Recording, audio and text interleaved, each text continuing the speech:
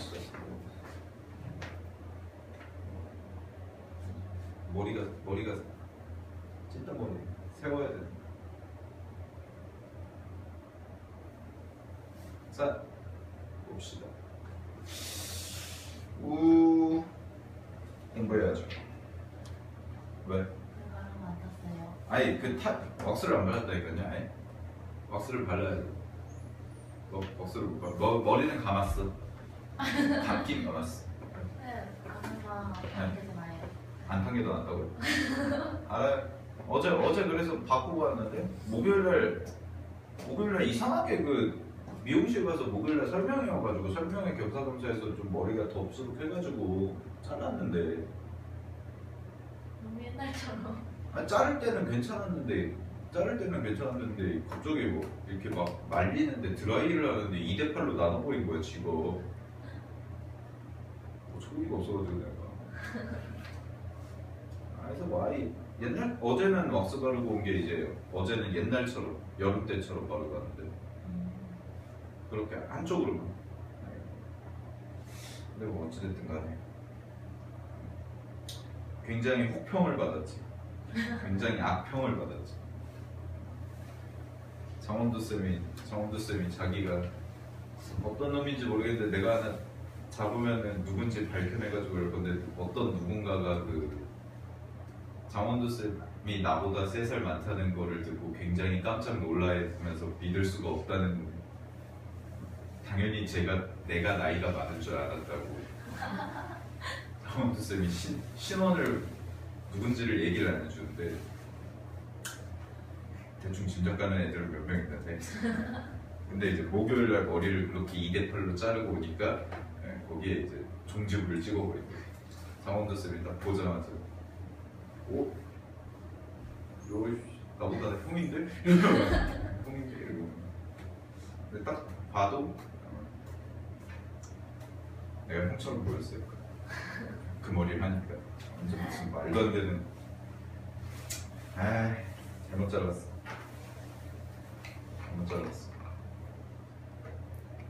다시 길러야지. 길릴 건데 어쨌든 간에 자 우리가 이게 책이 보시면 이거 올해 새로 나온 책이거든요. 처음 EBS 교재 중에 이제 내년 여러분들 하고 이제 이름도 바뀌었죠. 수학 나형으로 다시 원래 A형이었는데 나형으로 다시 바꿨죠. 왜 바꿨는지 모르겠어요. 대체 가형 나형 이게 뭐가 중요한지 모르겠는데 어찌됐든 간에 자 그래가지고요 EBS 얘는 간단하게 좀 먼저 말을 하면 우리가 보통 뭐 고3이니까 EBS 뭐 떠드는 거 있잖아요. 연계다. 뭐 수능이랑 EBS랑 연계해서 출제한다. 뭐 연계율이다 이런 거 많이 떠드는데 사실 수학은 그렇게 중요하지가 않아요. 얘는. 그러니까 영어나 국어 같은 경우에는 지문이고 국어 같은 경우에는 뭐 문학 작품이고 이러니까 좀 연계율이 중요한데 왜냐면 보고 하는 거잖아. 그러니까 메인 교재들도 보면 재종반이나 고3 수업 때는 거의 대부분 EBS를 채택하는 이유가 그런 영어나 국어 같은 경우에 EBS 연계율 이런 걸 따져서 하는 건데 사실 수학은 EBS 연계율이 막 높고 낮다 이게 의미가 없어요. 똑같은 거예요. 예를 들어서 여러분들이 미적분을 배웠잖아. 아니 확통을 배웠잖아요. 확통 그 최근 기억으로 가자. 미적분 넘어가니까 확통을 배웠잖아요. 그럼 뭐 예를 들어서 정규분포 나오죠.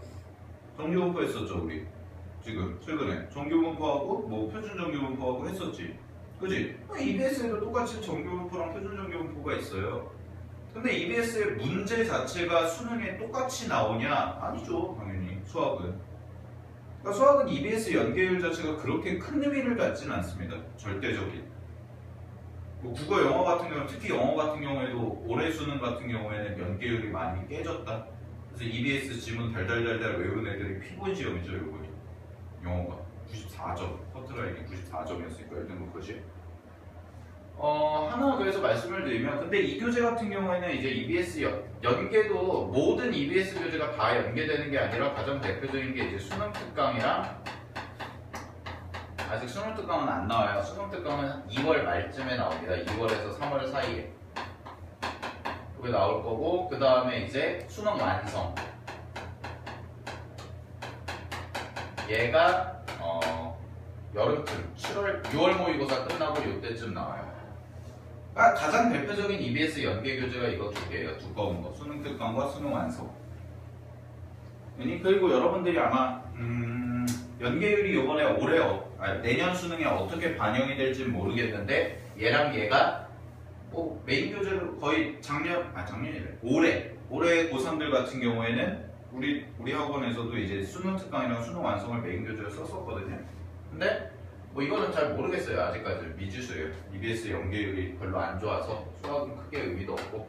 근데 이제 EBS 교재를 요번 12월달에 그냥 간단하게 하는 게, 교재를 보시면 알겠지만 이 교재가 제가 잠깐 내려가서 이제 정원도 쓰면 밑에 내려가서 봤는데, 이걸 채택한 이유가 이게 편해요.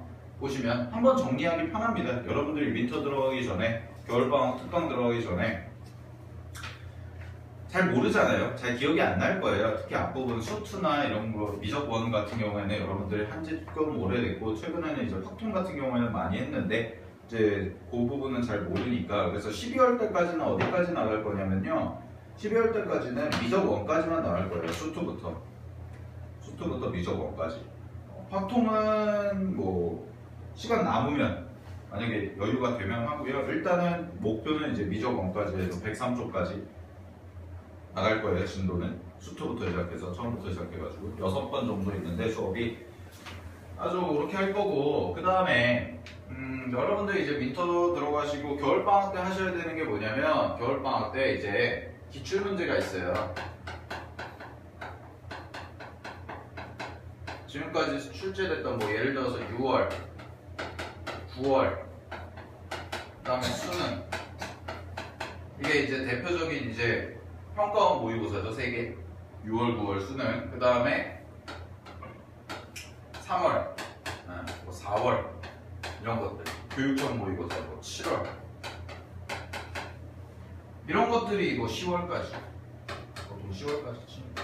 뭐 이런 것들이 이제 교육청 모의고사고 한데, 이게 사실 여러분들한테 개정 첫해 수능이다 보니까 기출문제집이 편집들이 좀 아직 미비한 경우가 많아요. 그리고 특히나 하나 좀 말씀을 드리면, 수투 앞부분 있죠. 집합이랑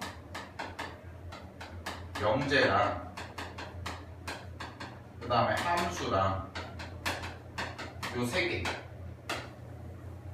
그 다음에 그 확통 맨 앞단원에 있는 경우의 수랑 경우의 수, 순열, 조합,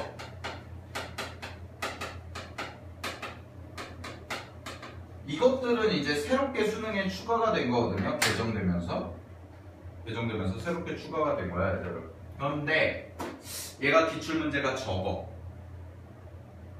기출문제가 특히 이쪽은 집합명제 함수 같은 경우에는요, 왜 적냐면, 여러분들이 몇 년생이죠? 98년생인가요? 네, 98년생인데 여기가 보통 수능이 나왔던 게, 수능이 94년부터 시작했거든요. 1994년. 여러분들 태어나기 전부터. 근데 한 2002년도까지 기출문제밖에 없어요. 거의 한 12년 동안 수능에 안 나왔었던 내용이에요. 10년이 넘게. 여기가. 그리고 나서 내년 수능에, 2016년도 수능에 처음으로 나오는 거예요, 얘가. 다시. 그러니까 기출문제가 사실 없어요. 많지가 않아요. 그래서 보시면 아시겠지만 7페이지 같은 경우도 이제 집합에서 보시면 거기 위에 써져 있잖아요.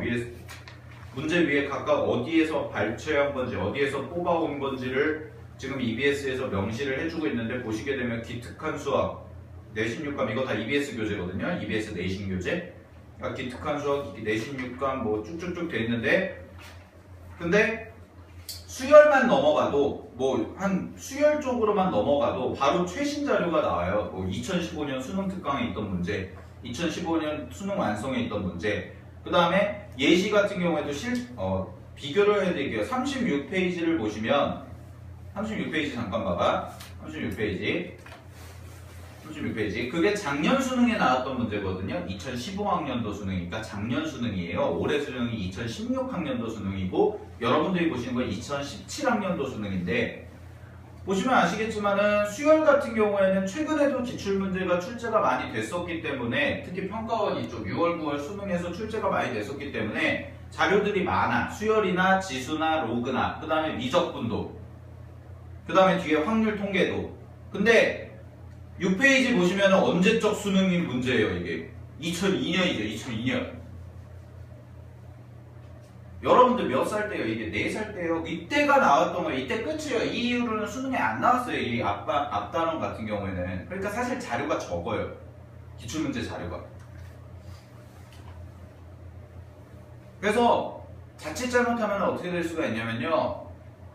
보통 이제 수열이나 지수나 로그나 이런 거는 수능에 계속 출제가 됐던 거 같은 경우에는 어떻게 수능에 출제가 됐었고 최근에도 그랬고 올해도 어떻게 출제됐고 작년에도 어떻게 출제됐고 이런 경향성이라는 게 있는데 얘는 경향성이 없어요. 사실 지금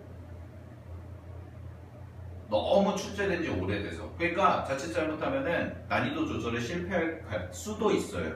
평가원에서.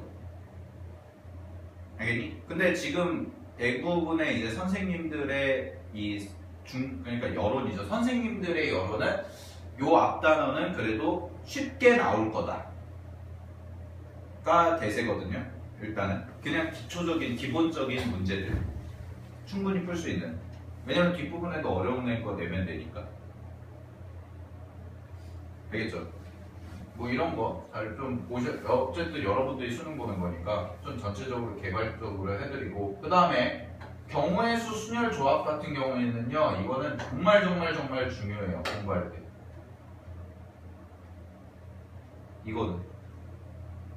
이거는 언제부터 안 나왔냐면 2011년도가 2년도가 11까지는 나왔거든요. 제 기억에.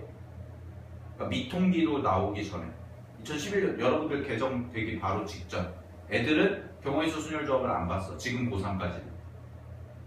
근데 여러분들부터 다시 경우의 수 순열 조합이 추가가 되고 2011년 이전의 시험들을 보시면은 시험지를 보시면 아시겠지만 경우의 수 순열 조합 문제가 오답률이 굉장히 높습니다.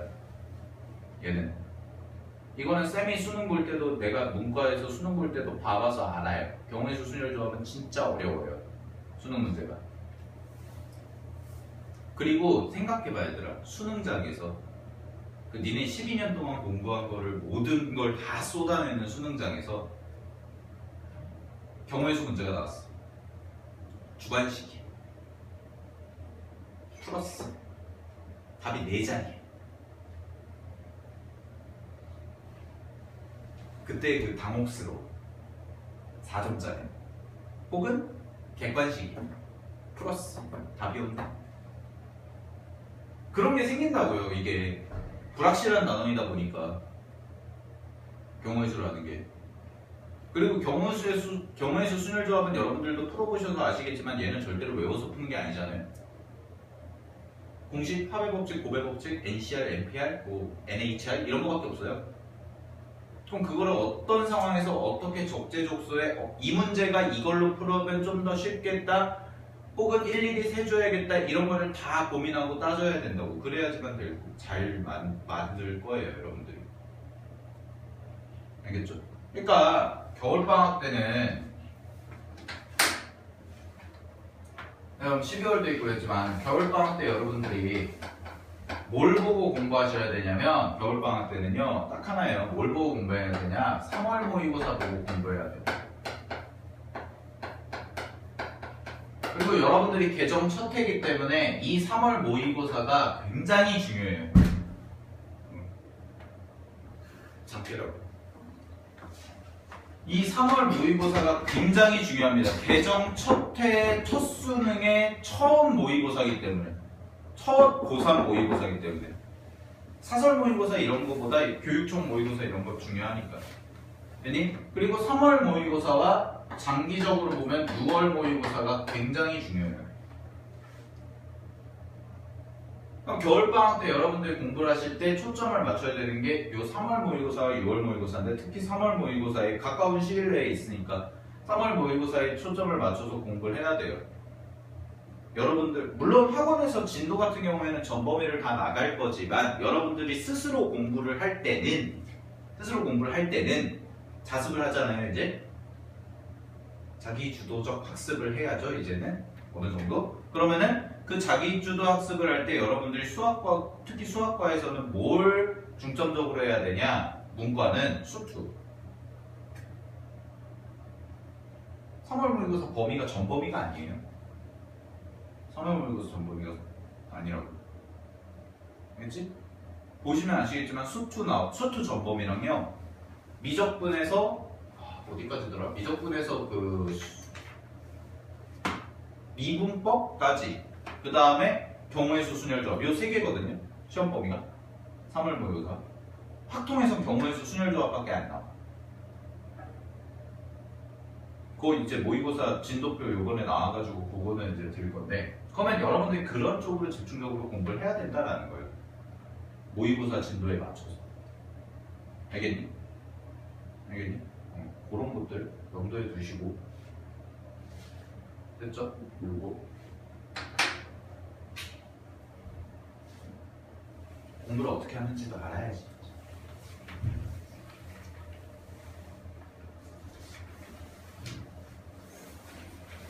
자, 그러면 볼게요. 6페이지 보세요. 이제 6페이지.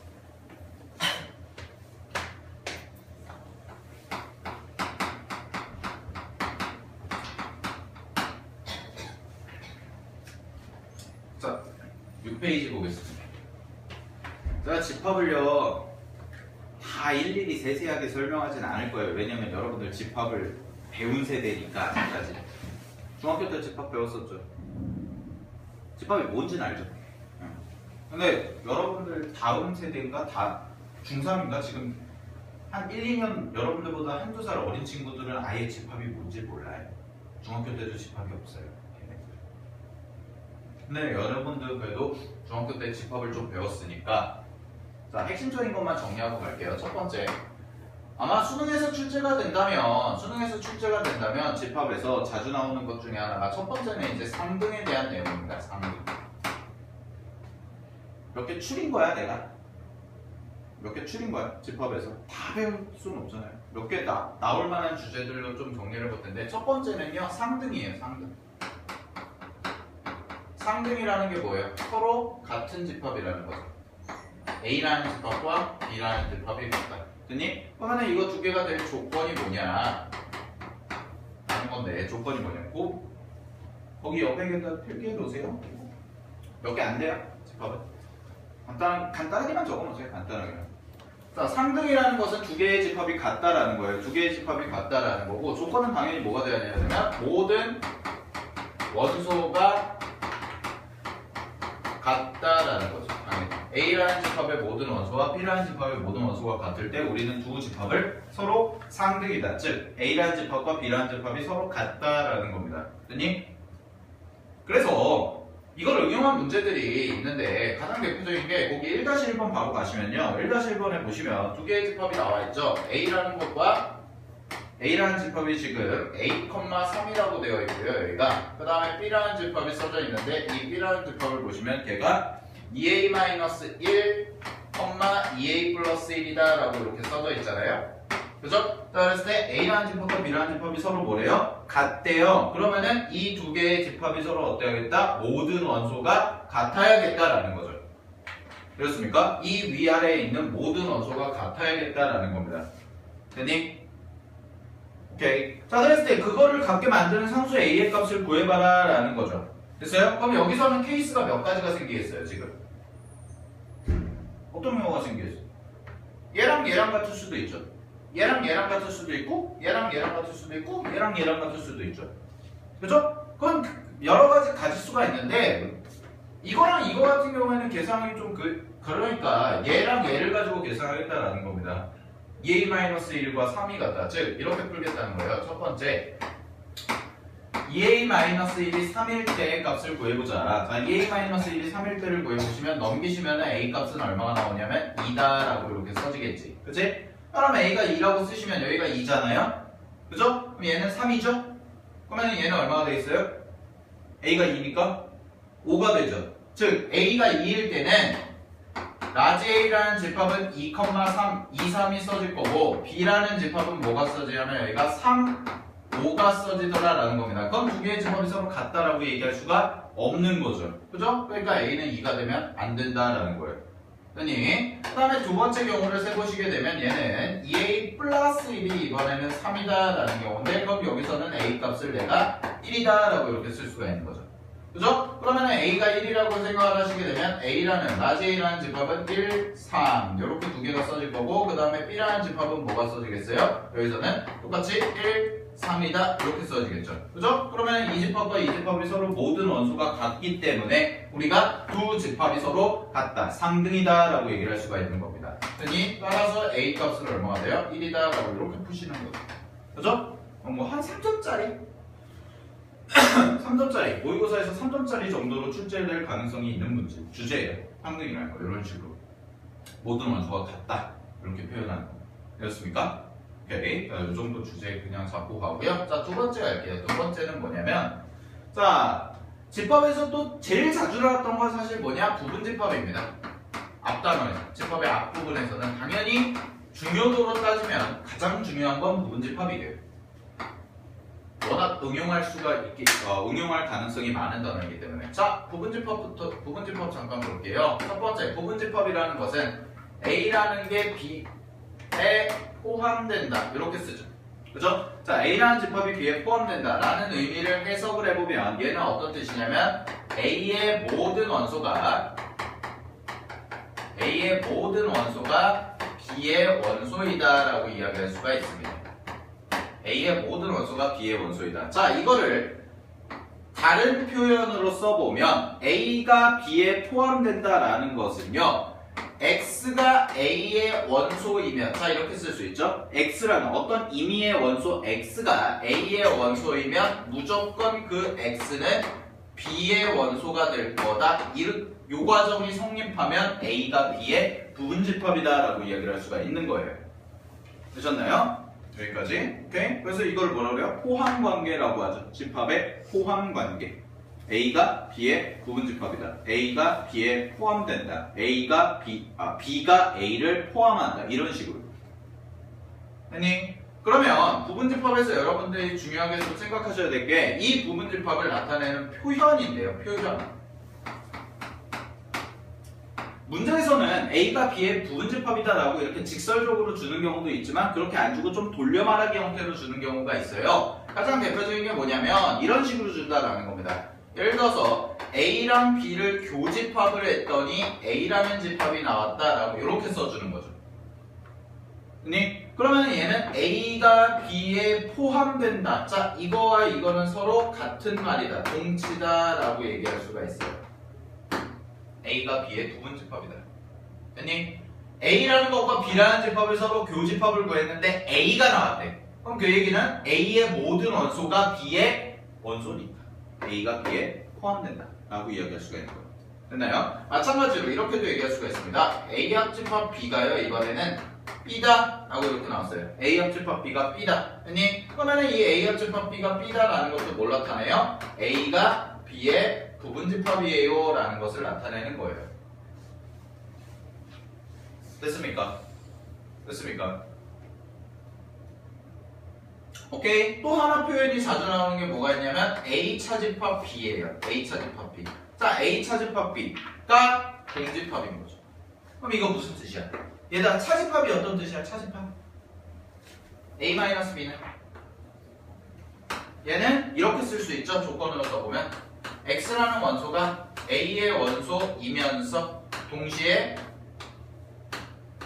B의 원소는 아닌 거예요. 즉 순수한 A예요. 얘는 A의 원소인데 A의 원소이면서 B의 원소는 아닌 거야. 그게 A 차집합 B의 뜻이야. 즉 A에는 있지만 B에는 없는 거죠.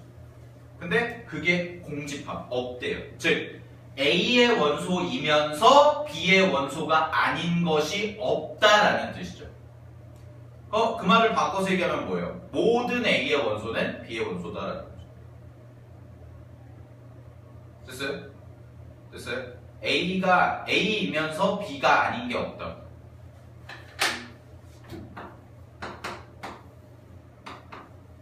이렇게 돼 있잖아요. A 차집합 B가 어디에요? 여기다 여기. 여기. 그치? 요게 없어요. 그럼 어떤 뜻이에요? 요런 뜻이 돼요.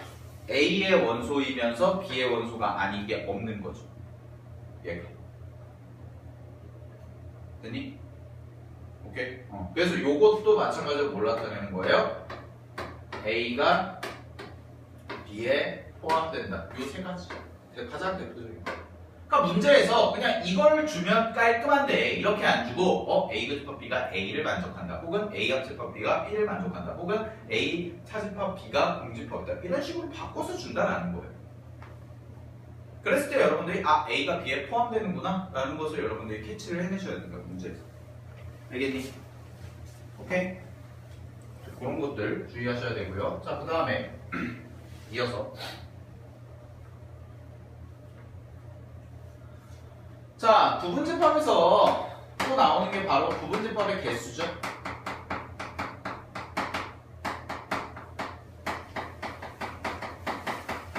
자, 부분집합의 개수 공식인데요. 부분집합의 개수 공식은 뭐냐면 2에 여기에 집합의 원소의 개수만큼을 제곱해 주는 거죠. 이게 공식이죠. 그죠? 자, 이게 왜 이렇게 나오는지 간단하게 증명해 드리겠습니다. 그냥 간단하게. 자, 증명은 뭘로 할 거냐면, 증명은 경우의 수로 할 거예요. 자, 증명은 경우의 수로 할 건데, 보시면, 예를 들어서, A라는 집합이 1, 2, 3, 4라고 해봅시다. 자, A라는 집합이 1, 2, 3, 4예요. 그랬을 때, 이 A라는 집합의 부분 집합의 개수를 구해봐라 라는 거야. 됐니? 따르면 이 A라는 집합의 부분 집합을 구해볼 건데 보시면 따르면 A의 부분 집합을 내가 이렇게 따로 빼볼게요. 자, A의 부분 집합이라는 게 있고 여기다가 내가 담을 바구니야 이렇게. 그래서 담을 거예요. 됐니? 근데 봐봐. A의 부분 집합이면 A의 원소 중에서 골라서 담으면 되죠. 그죠? 근데 그게 하나가 돼도 되고 두 개를 담아도 되고 세 개를 담아도 되고 이 네 개 전체를 다 담아도 되지. 여기까지 이해되니? 오케이? 여기서 뽑아서 내가 집어넣을 거라고. 요 자리에. 그럼 그렇게 만들어낼 수 있는 개수, 즉 경우의 수가 몇 개입니까? 라고 물어보는 거예요. 그럼 보시게 되면 잘 봐. A의 원소가 1, 2, 3, 4 총 4개가 있지. 그치? 그랬을 때 1이라는 원소가 여기에 들어갈 수도 있고 안 들어갈 수도 있죠. 요 집합에서 내가 여기서 집어넣을 건데 1이라는 애가 들어갈 수도 있고 안 들어갈 수도 있지. 그럼 얘에 대한 경우의 수는 몇 가지예요? 1에 대한 경우의 수는 두 가지죠. 들어가거나 안 들어가거나. 즉 이렇게 쓸 수가 있잖아요. 들어가거나 안 들어가거나. 마찬가지로 그러면 2도 들어가거나 안 들어가거나 3도 들어가거나 안 들어가거나 4도 들어가거나 안 들어가거나. 됐니? 그럼 이 각각이 몇 가지씩 생기나요? 두 가지, 두 가지, 두 가지, 두 가지가 생기는 거지. 그지? 그게 동시에 일어나니까 얘를 뭐하자? 곱해주자. 따라서 총 몇 가지의 경우의 수가 나오더라? 2의 4제곱의 경우의 수가 나오더라. 그리고 이 4가 나타나는 게 뭐다? 바로 원래 집합의 원소의 개수만큼이 되더라라는 거예요. 됐어요?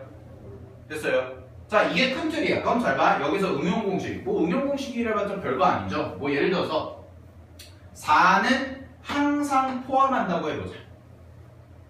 그랬을 때 부분집합의 원소의 개수가 몇 개니? 물어본 거야. 다시 1, 2, 3, 4가 있잖아. 전체 4개가 있는데 여기에서 내가 하나 뽑아서 집어넣었을 때 4는 반드시 포함하는 거야. 됐어? 그럼 그 얘기인 즉슨 무슨 얘기냐면 요 밑에 보세요. 1이라는 거, 2라는 거, 3이라는 건 그대로 있는데 4라는 애가 반드시 들어가 있는 거잖아. 그럼 얘는 경우의 수가 어떻게 되는 거야? 줄어드는 거죠. 그죠? 그러면은 이 경우가 사라지는 거지. 됐어? 그럼 여기가 뭘로 바뀌어? 한 가지로 바뀌죠. 그러니까 여기서 뭘 해주는 거야? 빼기 1을 해주는 거죠. 지수에서. 이해됐어요? 됐니? 그래서 특정한 원소를 포함하거나 특정한 원소를 포함하지 않으면 어떻게 했어요? 빼줬죠. 2의 원래 원소의 개수에서 빼줬지. 그 개수만. 그죠? 그 의미가 이 의미예요. 알겠어요? 이거 중요하네? 이거 모의고사에서 이걸 경우의 수랑 같이 물어서 나올 수 있어요? 부분집합은. 알겠죠? 어떻게 증명하는 건지는 알고 계셔야 돼요. 대략적인 틀은. 오케이? 됐죠? 자, 그러면은 1-3번을 한번 해볼게요. 1-3번. 몇 페이지? 7페이지. 자, 1-3번을 해보시면 두 집합 1357이라는 집합이 있고 B라는 것은 1236이겠죠? 1236이 있는데 자, 첫 번째 자, A라는 집합이 1357이고요. 그 다음에 B라는 집합은 1236이라고 해봅시다. 됐니? 자, 그랬을 때 첫 번째 보시게 되면 A 합집합 B 그 다음에 교집합 X가 뭐다? X라는 거죠. 그죠? 그럼 이게 무슨 뜻이야? 두 개를 교집합했는데 X가 나왔다는 얘기는 바꿔서 얘기하면 얘는 뭐라고 얘기할 수가 있어요? X라는 집합은 A 합집합 B의 부분집합이다 라고 얘기할 수가 있는 거죠. 교집합이 나온 거니까. 됐니? 그 다음에 두 번째 조건 갈게요. 두 번째는요. A 마이너스 B와 얘를 합집합 X를 했더니 그게 X가 나왔대요. 그러면은 이거 두 개를 합쳤는데 X가 나온 거니까 얘는 A 차집합 B가 뭐예요? X의 부분집합이다 라는 거죠. 그죠? 그럼 결론적으로 얘기하면 이거 두 개를 합치면 둘 다 만족하는 거니까 A 차집합 B가 X의 부분집합이면서 동시에 A 합집합 B의 부분집합인 거지. 됐니? 됐니? 자, 그러면 A 차집합 B 먼저 써볼게요. 이게 무슨 뜻이라고 그랬어요? A의 원소이면서 B의 원소는 아닌 거죠. 그죠? 그럼 A의 원소이면서 B의 원소 아닌 거니까 A 차집합 B를 원소날법으로 써보면 뭐예요? 5랑 7이죠. 그죠? 5, 7입니다. 그 다음에 A 합집합 B를 보시게 되면 A 합집합 B는 두 개 그냥 합친 건데 겹치는 거 빼주고 써주면 되니까 1, 그 다음에 뭐예요? 2, 3, 그 다음에 뭐 있어? 5, 6, 7 이렇게 있죠. 그치? 그러면은 잘 봐. 요거를 만족하는 이 관계를 만족하는 X의 개수를 구하는 거잖아. 자, 그러면 X는 일단 2에 여기에 집합이니까 6개죠. 그죠? 근데 X라는 것은 얘를 포함하니까 바꿔서 얘기하면 5와 7은 반드시 X의 원소로 들어가 있어야 되는 거지. 그죠? 그러니까 여기서 뭘 해줘야 돼요? 빼기 2개. 이만큼을 해줘야겠죠. 됐습니까? 그래서 답은 얼마? 16개라고 이렇게 써주시면 답이 나오는 거죠. 되었어요. 네, 이런 식으로 푸는 거죠. 자, 그러면요, 좀만 쉬었다가요, 이어서 할게요.